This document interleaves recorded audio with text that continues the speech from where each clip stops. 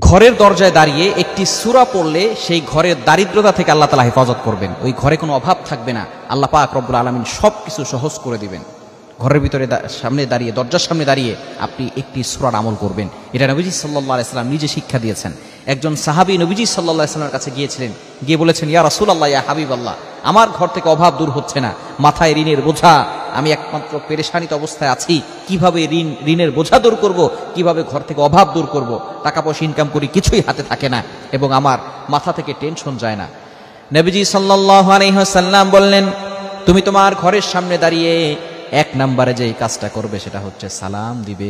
আমরা অনেকেই আছি ঘরে ঢোকার সময় সালাম দেই না, আছে না নাই?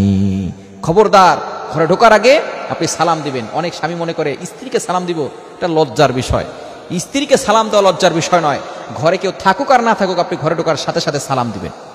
নবীজি সাল্লাল্লাহু আলাইহি সাল্লাম সালাম দিতে বলেছেন, এটা আল্লাহ তাআলা নিজে বলে দিয়েছেন। কোরআন খুলেন, পবিত্র কোরআনুল কারীমের ভিতরে আল্লাহ তাআলা নিজে বলে দিয়েছেন। 18 নম্বর পারার 17 নম্বর পৃষ্ঠার 13, 14, 15 নম্বর লাইন, সূরাতুন নূরের 61, 61 নম্বর আয়াতে রব্বুল আলামিন বলেন, ফাইদা দাখালতুম বুয়ুতান ফাসাল্লিমু আলা আনফুসিকুম তাহিয়াতাম মিন ইনদিল্লাহি মুবারাকাতান তাইয়্যিবা।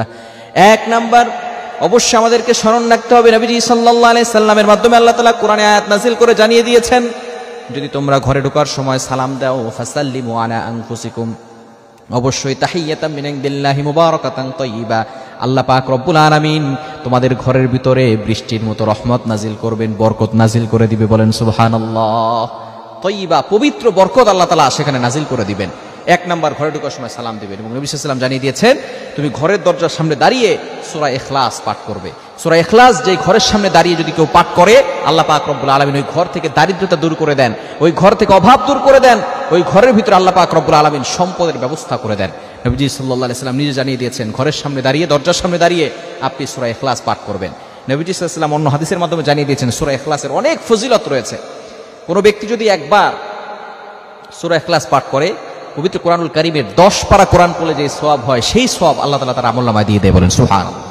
এবং কোনো ব্যক্তি যদি 3 বার পবিত্র কোরআনুল কারীমের এই সূরা ইখলাস তেলাওয়াত করে, আল্লাহ পাক রব্বুল আলামিন এক খতম কোরআন পড়লে যে সওয়াব হয়, সেই সওয়াব তার আমলনামায় দিয়ে দেয়। আবার নবীজি সাল্লাল্লাহু আলাইহি সাল্লাম জানিয়ে দিয়েছেন, কোনো ব্যক্তি যদি 10 বার সূরা ইখলাস তেলাওয়াত করে, নবীজি সাল্লাল্লাহু আলাইহি ওয়াসাল্লাম বলে দিয়েছেন, আল্লাহ তাআলা তার জন্য জান্নাতে একটা প্রাসাদ নির্মাণ করে দেয়। বলেন সুবহানাল্লাহ। জান্নাতে প্রাসাদ। এক সাহাবী বললেন, ইয়া রাসূলুল্লাহ, ইয়া হাবিবাল্লাহ, যদি আমরা 20 বার পড়ি, নবী সাল্লাল্লাহু আলাইহি ওয়াসাল্লাম বললেন, তাহলে 2টা প্রাসাদ হবে। যদি 30 বার পড়ি, তাহলে 3টা প্রাসাদ হবে। যদি 40 বার পড়ি, যদি আমরা 60 বার পড়ি, তাহলে আল্লাহ পাক রব্বুল আলামিন এভাবে আমাদেরকে বাড়িয়ে দিবেন। অবশ্যই আল্লাহ পাক রব্বুল আলামিন তার ভান্ডারে কিন্তু কম নাই। এজন্য আমরা যত বেশি পারি সূরা ইখলাসের আমল করব এবং ঘরের দরজায় দাঁড়িয়ে সূরা ইখলাস পড়লে এবং প্রথমে সালাম দিব, এরপরে সূরা ইখলাস পড়ব, আল্লাহ পাক রব্বুল আলামিন ওই ঘরের ভিতর থেকে দারিদ্রতা দূর করে দিবেন, অভাব দূর করে দিবেন, বিপদ আপদ থেকে হেফাজত করবেন, সম্পদের ব্যবস্থা করে দিবেন। আল্লাহ তাআলা আমাদের সকলকে এই আমলটি করার তৌফিক দান করেন।